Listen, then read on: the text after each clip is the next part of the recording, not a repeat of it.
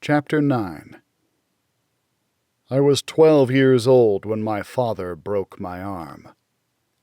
Maggie was 7 and had made friends with another boy who lived nearby, Paul Adler. Paul and his family were Jewish, a detail that didn't mean much more to me or Maggie other than the fact that some people were Irish while others were Swedes or French. But our father cared a great deal.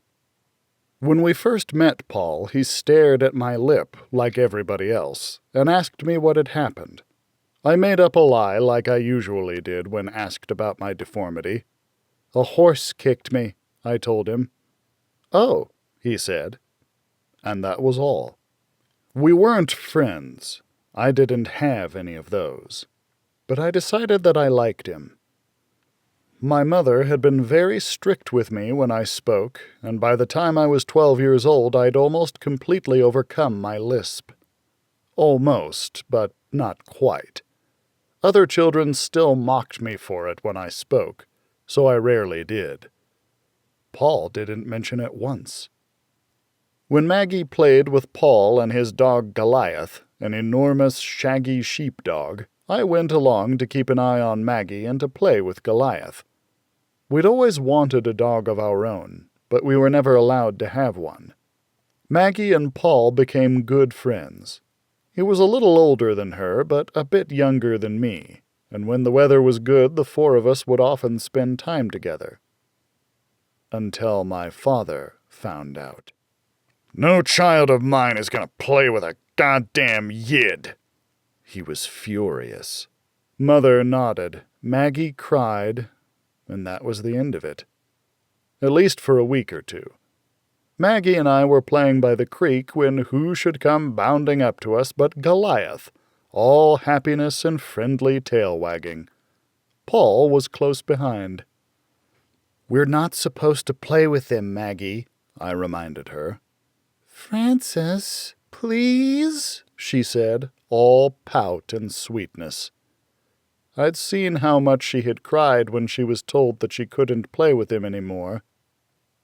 And I wasn't about to break her heart again by forcing her to go home. Later, it was the dog hair that gave us away. Father was drunk and had fresh bruises on his face. He was ignoring us in his usual manner. "Oh, your dress is filthy," our mother complained, and he took notice. "What's that?" he said. "It's nothing, Frank," Mother said, but it was too late. He was angry at first. He was always angry when he took notice of us. But when he realized that the hair on Maggie's blue dress had come from Goliath, he was purple with rage. He'd never hit Maggie. It never even occurred to me that he would. Mother took the brunt of his anger, and I was accustomed by then to an occasional cuff or whipping. But Maggie was everybody's darling. She was untouchable. So it shocked us all when he raised his arm and knocked her to the floor with the back of his hand. "What did I say?" he roared. It wasn't a question. I don't know if he was done hitting her or if he might continue by kicking her or shaking her as he did Mother. Perhaps he'd take off his belt and whip her a while to teach her a lesson, the way he did with me. I didn't wait to find out. I saw my sister on the floor, a trickle of blood beginning to flow from the fresh split in her lip, and I acted without thought. I was on him. I punched at him, clawed, kicked. I may even have bitten him. I don't know. I only know that I wanted to kill him. That I would kill him. I didn't have a chance. He outweighed me by almost 100 pounds. He yelled in surprise and anger, and then the wind was out of me. His fist was buried in my stomach, and I thought I was dying. Rather than leaving me to my fate on the floor beside my sister, he lifted me to my feet by my right arm, my legs dangling limply. "You ugly bastard," He spit the words at me. I could smell the liquor on his breath. "You think you're a big man now, do you?" He punched me again in the ribs, and pain exploded inside me. I still couldn't catch my breath. "You think you're a man?" He hit me again. Something cracked. I gurgled. I saw my mother with her hands to her mouth, staring in horror but not daring to move or to speak. I knew that fear. I saw Maggie, a flash of red hair and blue dress, shaking her head violently in silent denial of what she was seeing. And I saw my father's face, bruised and whiskered, purple with rage, a smile growing. "Maybe it's time to teach you to be a man, little Francis." He mocked my name, his name, with the lisp I'd worked so long to overcome. "Here's your first lesson." He grabbed my right arm in both hands now. I was completely limp, and he held me by it. My vision was dimming. I couldn't see what happened next. I felt a pull, a twist, a bend, and then I heard it more than I felt it. A series of splintering cracks, and I fell to the floor as he released his grip. My arm bent in a way that it never had before. It was as if I had 3 elbows. I was confused at first.